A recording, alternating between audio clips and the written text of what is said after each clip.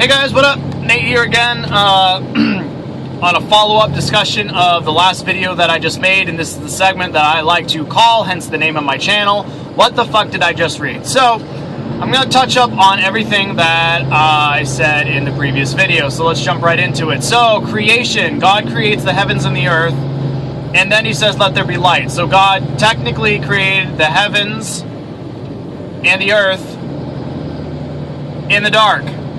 You couldn't see anything. So it's all like, he's like, oh, and makes everything.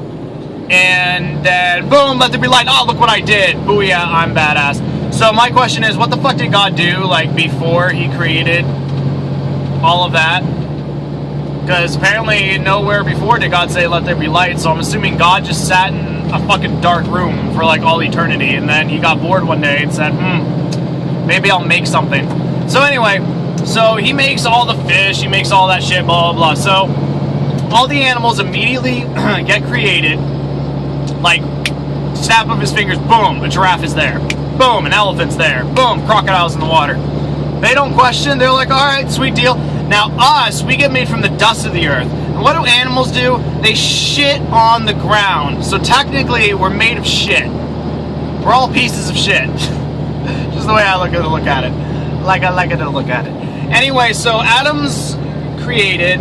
His one job is to name all the animals. You know how many fucking animals there are? Especially fucking 6,500 years ago, however long Christians think fucking the earth started.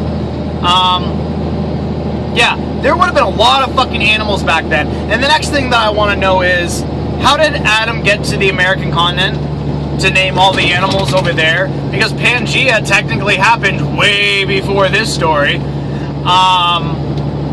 So yeah, what do you know? Did he dive into the fucking water to name every fucking fish? Did he have superpowers? Could he fly? Could he name every single bird? Really? And even if he could do that, even if he had immortality, still, you know how long that would fucking take? That would take so long. Plus, another thing is, if he was just created, did he already have like a full line of vocabulary? He already knew how to, like, name animals? No, I mean, I would imagine he wouldn't even know how to fucking talk, but apparently they could talk perfectly. Don't go into detail on how their speech became to be. Anyway, so next thing you know, Adam's like all sad because he sees all these other animals. They're like mating, they're boning, they're giving birth, all that stuff, and he's looking down at his little piddle, and he's just like, I have nothing to put this thing in. So God's just like, alright, I got you covered. Go the fuck to sleep. So he goes to sleep, and he rips out his rib, what are ribs made out of? Bone. So he uses that bone and creates woman. He boned her. So next thing you know, Eve's alive. And so they go off and they do their thing. Now this is the only thing that one of the main things that I have an issue with. So God tells them they can eat everything except for the tree of knowledge. So pretty much that tree of knowledge represented sin. So God technically put fucking sin in the Garden of Eden, said do not touch it, do not eat it, nothing like that, you'll fucking die. And they're like, oh, okay. So they were more than willing to listen. Not a problem. Another huge flaw that God forgot to do, because I thought God was all powerful. He forgot to tell them that there's a fucking snake that can talk and is gonna persuade you. Like if I was God, this is how I'd be like, yo, Adam, Eve, just let you know there's a snake in the garden. He's a nasty fucker, and he's gonna say a bunch of horrible things about me, and he's gonna try and deceive you. Alright? Okay, he didn't really say anything really necessarily bad about God, but he's gonna deceive you. He's gonna deceive you, and he's a bastard, so stay the fuck away from him. Don't talk to him. Avoid contact. He's an asshole. So, what happens, and according to Christian scientists, from what I read, they believe that Adam and Eve were in the Garden of Eden for no longer than 2 days. 2 fucking days. So from the moment they were created, they were only in the Garden of Eden for 2 fucking days, okay? Could I be wrong? Probably. Does it even matter if I'm wrong? No, because clearly the story is fucking fake. Anyway, so we'll just go with it. So 2 days they're in the Garden of Eden. Do you think that's enough time for Adam to name all the animals in the earth? No. Anyway, so Eve ends up by seeing the snake, and the snake like fucking tempts her, which is fucking stupid. Like, in my opinion, it just seems like God totally set them up to fail indefinitely. And considering the fact that God was all-knowing, I mean, you already knew before you created the heavens and the earth, before you created man in your image, you already knew that Adam and Eve were gonna fucking fail. They're gonna flunk the test. So, you know, what the fuck. So, Eve, you know, the snake's like, oh, if you eat this, then, you know, you'll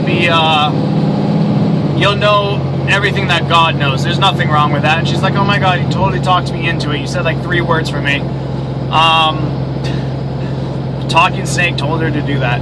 So yeah, so they eat the fruit and everything like that. God's like, what the fuck? So their fucking punishment's stupid. The fact that Adam has to like work his ass off now.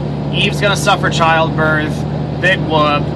The fucking devil, who's already a snake, already slithering on his fucking belly, God says, you will slither on your belly for all of your days and eat dirt. So you're pretty much telling him he's just going to remain what he is, which I think by then he grew accustomed to, so he's fine with it. And his food source now is dirt.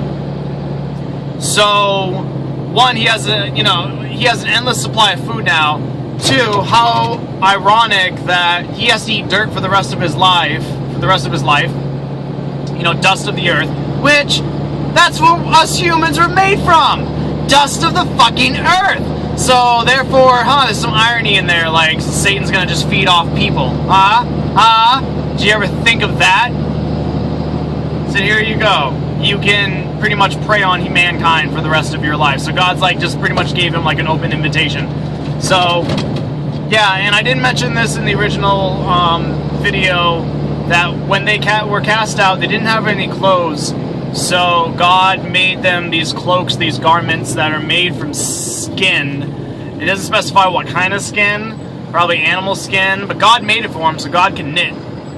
I didn't know that.